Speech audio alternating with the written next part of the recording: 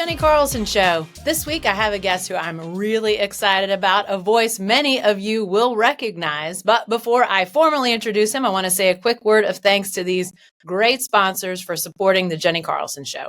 Oklahoma Ford Dealers, Laser Light Skin Clinic, MidFirst Bank, the National Cowboy and Western Heritage Museum, Fire Lake Golf and Fire Lake Arena. And remember, drive into your best in Oklahoma Ford dealers today for the best deals on Ford's full lineup of trucks and SUVs. Ford is the best in Oklahoma. Today, I'm so pleased to be joined by Toby Rowland, voice of the Sooners. Let's have that voice, Toby, so everybody knows it's you. Hi, Jenni. How are you? I'm good, thanks. Has your heart rate dropped from Saturday? Are you back to normal blood pressure at this point? So it was a pretty hard crash on Saturday night, but I think we're back to normal now. Good news. Well, hey, let's talk about that OU Texas game. I want to start actually at the end, if we can, your call of that game-winning touchdown. And if people haven't heard it or they weren't listening live, I suggest go to Twitter, go to YouTube, wherever you can find it and listen to it. Toby, what I loved about it was how excited you were, but really how simple the call was. Not a ton was said, but what do you remember about that touchdown, Dillon Gabriel to Nick Anderson?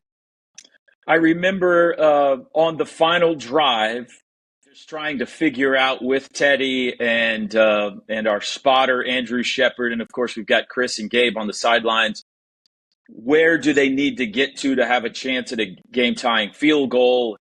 They had just had a 45-yarder obviously come up short. Probably feel good if they could get to around the 20, which is 55 yards. We're working the math like everybody in the stands and watching on TV is doing. But then when the pass was hit to Drake Stoops, the third play of that drive that took them down inside the 20-yard line, I think everybody's brain shifted to, holy cow, they got a chance to win this thing.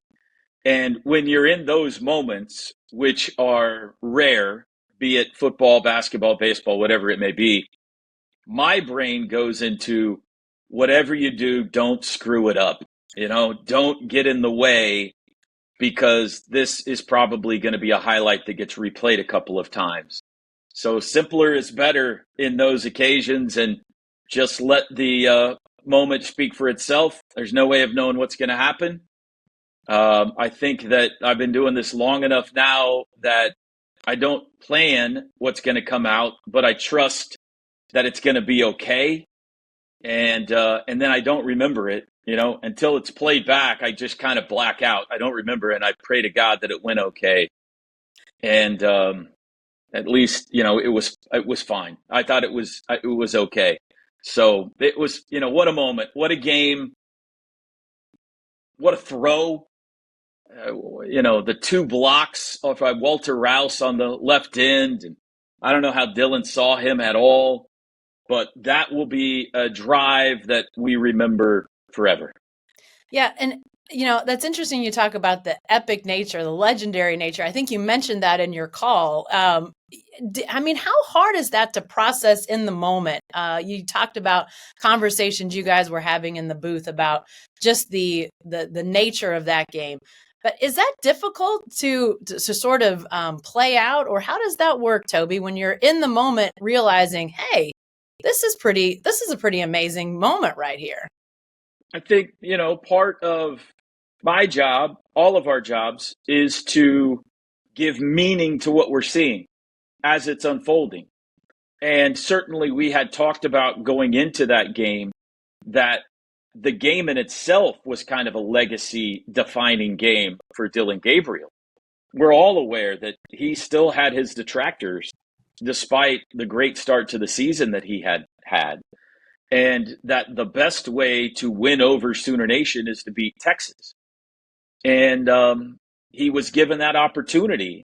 So the idea, I think, of this being a legacy-defining day for Dillon was already in the air.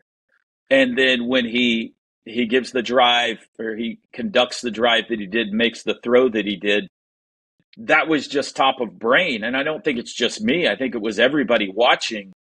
Like, this is a huge drive to win this football game. But it is so much more than that, not just for Dillon Gabriel, but for Brent Venables as well. And so, yeah, I just think that's part of when possible, whether Buddy Hield's making a shot or Baker Mayfield is scrambling for his life or whatever, if you can put words to what the moment means as it's happening, that's always what you strive to do. Yeah. What's actually going through your head in that moment? Is it a million things, or does it become pretty calmed down in a big moment like that? I think ideally you calm down and it gets simple. You slow down and you choose words carefully and you make sure you identify people correctly. I always tell my play-by-play class, see it, then say it. You don't want to guess. So wait and make sure he caught the football. Make sure you know who that is that caught the football. All this is going a million miles an hour, but worst thing you could do is have an epic moment like that and you misidentify the player or he drops the ball or whatever.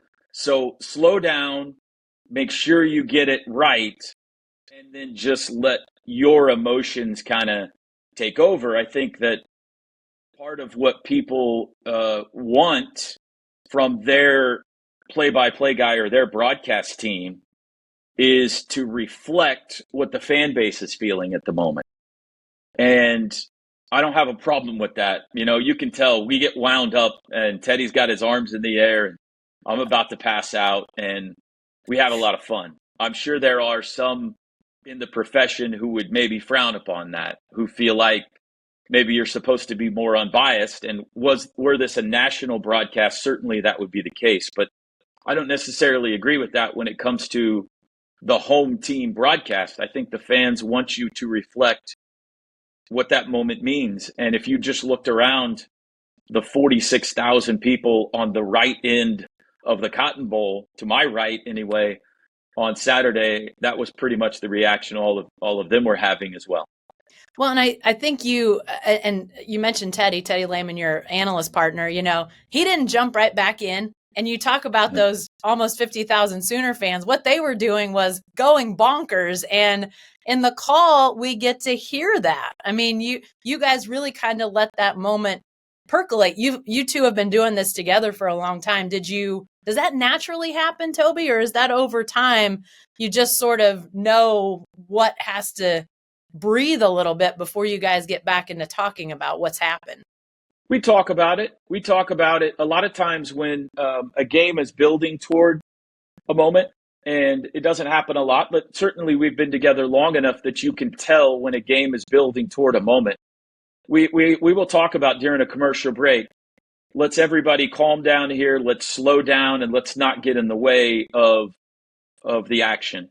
Our engineer, our producer, Drake Dykin, is responsible for making sure we can hear the excitement. You know, I'm making sure that we can feel it. You want to feel it coming through the radio. And we've got an amazing team, the statistician, Dennis Kelly, my spotter, Andrew Shepard. Tom Shores is making sure all the sideline stuff is working properly. An incredible team. And we have worked together, all of us, for several years now. So there is a chemistry there. Teddy is, I think, without a doubt, and I listen to a lot of college broadcasts across the country when I'm driving on Sirius XM and everything. I think he is head and shoulders the best color analyst in all of college football. The insight that he is able to give, the expertise that he is able to give in a short span of time, because after a play, he's got to get in and out quickly, especially when the Oklahoma offense is going as fast as it is remarkable. He is incredibly talented. And he also has a great feel. All of the guys do. Chris, Gabe, they all have a great feel for letting the moment breathe. When the drama is thick, you want to feel that drama coming through the radio. And you can't do that if everybody is excited and talking on top of each other. So we do that. We talk on top of each other a lot. But we really try when it gets to the end of a game and we're building toward a moment to get out of the way as much as possible and let the drama come through the radio. Yeah. Teddy, and you guys, I was wondering about, you guys have set up a camera in the booth. You share what you are looking like. We didn't set up the camera in the booth. That was somebody else's idea, way above us. So, but go ahead with your question. But I love that because then people get to see you guys experiencing what they experienced. And the biggest excitement, I mean, obviously, is that touchdown at the end. But Teddy was pretty pumped up about that goal line stand, Toby. Did he come down? Did he levitate off the floor when that happened? He is having such a happy season. I've never seen Teddy this filled with joy. He's kind of I don't think he'd mind me saying this. He's kind of by nature a little bit of a curmudgeon. I mean, he's just kind of, but OU has played bad defense for years, and it just drives him up the wall when he sees bad defense out of his beloved Sooners. So the combination of them playing great defense this year, the combination of it being Brent Venables, who obviously there's a special relationship there between Teddy and Brent, and he's rooting for him. That's his guy. And a goal line stand, which also we will talk about for forever. Yeah, I mean, he's on cloud nine with the way this defense is playing, and certainly that moment that they were able to have. And if you listen to the audio there, I mean, this is what I say about how good Teddy is. They get first and goal at the 1, and all of us are thinking, well, this is going to be a touchdown. It's not hard to score from the 1. And Teddy immediately says, just make them snap it again. Get one stop, make them snap it again. You never know what could happen.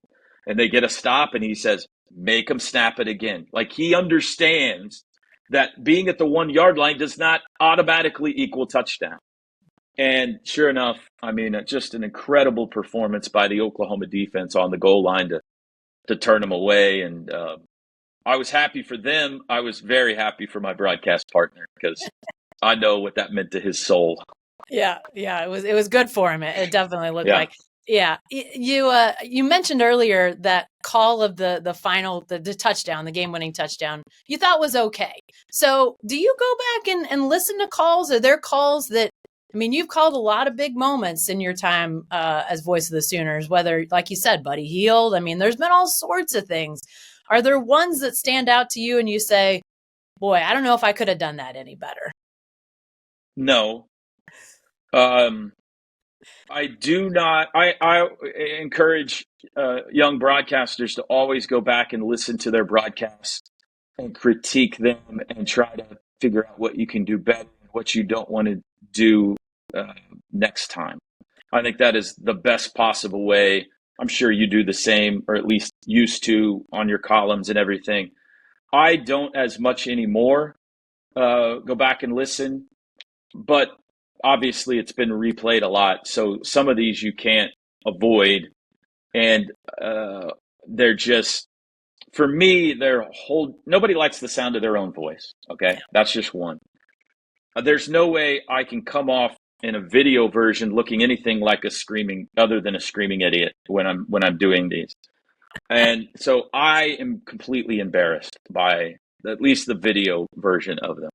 The audio, just the audio of it, as long as I got the details right, as long as I got the correct name and, didn't say anything stupid, then I'm okay. Like, there was one call Saturday that was stupid. Like, I really regret one of the touchdown calls on Saturday, and I wish I could have it to do again.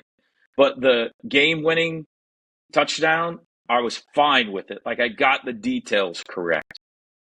Everything other than that is a little bit, like, embarrassing, honestly, for me. Just the way I behave in the moment. I wish I could look like, Tom Cruise and be calm, cool, and collected in a moment like that. But to me, I just look like a blathering idiot. But as you said, like, reflecting the what the fans are thinking, what people listening to you make that call are feeling, like, that's kind of part of it. I know for me, like, as a writer, you sort of, like, can you reflect properly the classic nature of what happened in that game? Can you reflect properly what people are feeling? I mean, that's no small thing, don't you? I mean, for what you're doing, a lot of that is sort of living in the moment and not being Tom Cruise. Yeah. No, I mean, I think it's the right thing to do because when you're in that moment, that's what everybody is feeling, right? Yeah. I mean, that euphoria of, I don't know if we're going to win this or not, and knowing what it all means, that's what everybody's feeling. So I think it's fine and it's proper. It's just when you watch it back calmly 2 days later, you're like, oh my God, that was, I don't know. Yeah, yeah. Well, let's talk about the game as a whole for just a second. All right. We don't want to keep you forever, but I do want to talk about what we witnessed on Saturday. There's obviously so much that is happening in that game, but now as you've had a chance to reflect on it, what stands out to you about what we saw on Saturday in the Cotton Bowl? Oh man, I think it was an incredible performance by Dylan Gabriel. Wasn't perfect. He missed some. It was a fourth down pass to Drake that he threw a little behind him. There was another big third down in the fourth quarter that he kind of zipped through the hands of Austin Stogner. So it wasn't perfect, but really good, and especially what he was able to do with his legs, and obviously that final drive. I think the defense kind of did what they've done all year, which is they give up some yards, but they turn you over and they turn you away in the red zone. They've given up one touchdown this year inside of 18 yards, and we've played 6 games. If you're going to score on them, you better score from distance, a touchdown anyway, because once the field gets condensed, they're just tough. They are tough when down in the red zone, and they create turnovers. I think Texas had won 8 of the last the turnover battle in 8 of the last 9 OU Texas games, and it was 3-0 Oklahoma on Saturday in the turnover battle. So they've been remarkable this year in that regard. I think some guys came up big who fill in. I think of Caden Green at left guard having to or getting to step in, and as a true freshman playing as big as he did. I think of Key Lawrence when Gentry Williams went down, having to move over and play cornerback against Xavier Worthy. Now, Xavier got him a few times, but still, I mean, guys were heroic. Andrell Anthony gets hurt late in the game, so other guys at wideout, like Nick Anderson, had to step up and make big plays. There's so much. We were halfway through the first quarter. You remember, like in the first 5-6 minutes, it felt like 1,000 zany things had already happened. Yeah. So I asked our spotter, Andrew Shepard, hey, let's start keeping a track of these because we want to remember them in the post game, or else it's going to be 4 hours from now and we're going to forget all about the fact that they faked a punt, Texas did, on that second drive and everything that happened crazy early on. Yeah. So it was that kind of a game. And OU Texas tends to turn out that way. But the big picture is it was a validating day for what Brent is trying to build, for Dylan, but for this football team. It was a validating day that they are not the same team that went 6-7 a year ago. Sure, they didn't have the toughest schedule in the world to start the season, but they're for real. They are a Big 12 title contender, and they're a college football playoff contender. They may not get there. Doesn't mean they're going to win out, but they are taken literally now by everybody in the country as a contender and a threat in 2023. Yeah. Beat a team that beats Alabama and Tuscaloosa, and I think that solidifies your spot as a team to be reckoned with. Yeah. Yeah, for sure. All right, one more OU Texas question before we get you out of here with one big picture question. But everybody's got OU Texas traditions. What is the radio crew traditions? Give us a little insight. What game day is like for y'all? So OU Texas is almost always an 11 a.m. kick. Normally on a road game, we will go out to eat the night before as a crew. But OU Texas is a little different because everybody gets down there at different times on Thursday or Friday. So we don't meet up until Saturday morning. We will meet up in the lobby of the team hotel at 6 a.m. and make our way over to the State Fair. We need to be in the booth by 7. We've got pregame shows starting at 7.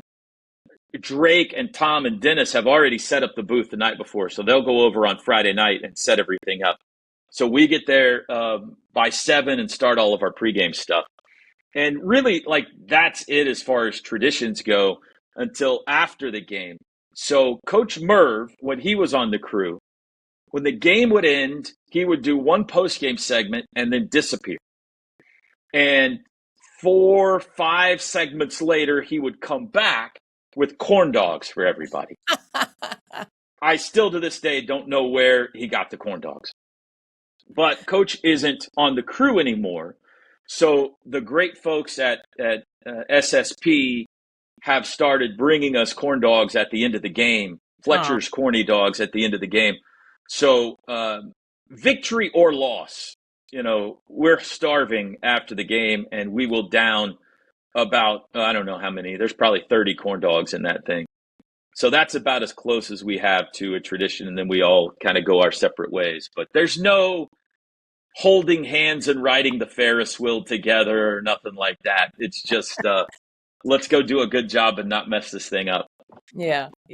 Well, this is season 15 for you on the radio crew, 13 as play-by-play voice. And so like you say, this is part of the job, but I'm curious, as you've now entered year 15, you told me, I think once upon a time, this is the Yankees job for you, Toby, the be all end all. Is there anything about this gig that's even better than you could have imagined? Everything. Like, I knew we might have even talked the day I got the job. I don't remember. We talked soon thereafter, if not. Yeah. I grew up in Mustang. I would be so happy right now if I was making a living calling games pick a place, Washington State, somewhere in the NBA, Florida Atlantic, whatever. Just to have a job in this profession is amazing.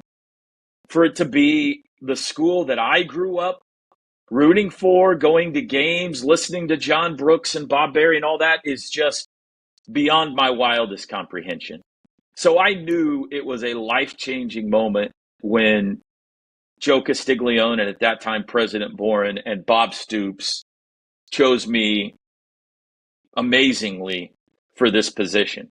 But it's been so much greater than just think of the places we've had the opportunity to go in the last 15 years. The games that we've called, the epic moments with Baker and Kyler and Buddy and the baseball team going to the College World Series and on and on. Saturday, 3 of the last 4 OU Texas games have been off the rails. Yeah.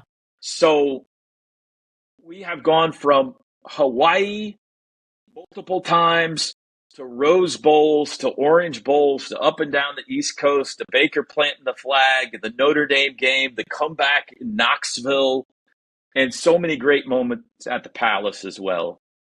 That I don't think I anticipated how close friendships would become with the crew itself.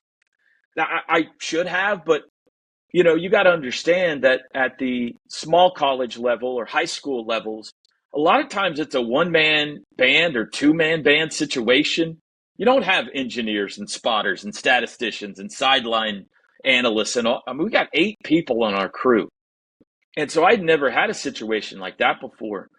And what a family and a team and great friendships all of us have had with each other and with Coach Merv, and the wives all love each other and the kids and everything.